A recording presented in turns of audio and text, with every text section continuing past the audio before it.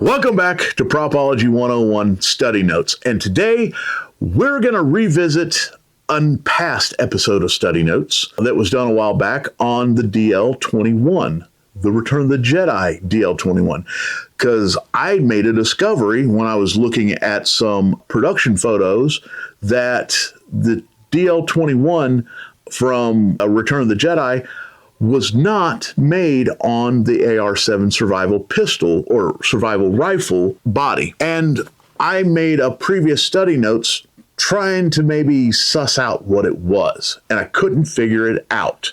I originally thought it may be an M16 toy that they modified, and that was my best way of going at it because the trigger shape and the trigger guard and trigger shape really led me towards an M16 or an AR-15 toy. That's actually not what it is, because I was doing research on the Endor A280 and came across a pellet gun or pellet rifle called the Jackal, made by a company called Sussex Armory. They chopped a bunch of these Jackals up to make the A280 Endor, and the parts they didn't mess with were the main body of, they just chopped everything off the front of it, and they just had all this still left.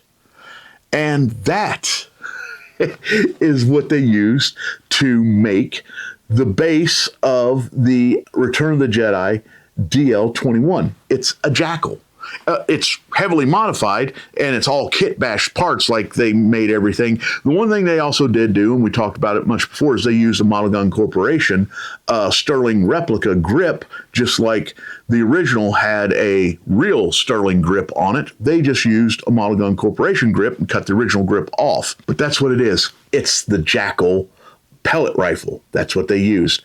And it's kind of funny because I'm actually starting to realize that there's a lot of reuse of like pellet guns and pellet gun parts. One that was used to make the DL-18, they removed the rear sights, but we find the rear sights again on the scope rails for the E11s. So it's kind of cool how you just kind of see that a lot of this stuff was just laying around the prop house when they were making everything, and it was like, oh yeah, we got all these bits that we took off of these, we'll put them over on these. Same thing with this. They chopped up these Jackals to get the hardware to build the A280, and they had these pistol grip assemblies and bodies of these pellet guns laying around, and they chopped it up even more and modified it into the DL-21 to mimic the look of the original that's based on the AR-7. So I thought that was cool. I love it when one bit of research leads you to solve a mystery on another project or another blaster. And like I said before, I think we can put there's so many found parts on that blaster that we might find something else, but for right now, we're just going to put a bow in that one and just say we're done with it, because we found a lot of cool stuff. Well, we found that's the main part, right? Anyway, join us next time when we pull out another prop, tear it down, and see what it's made of.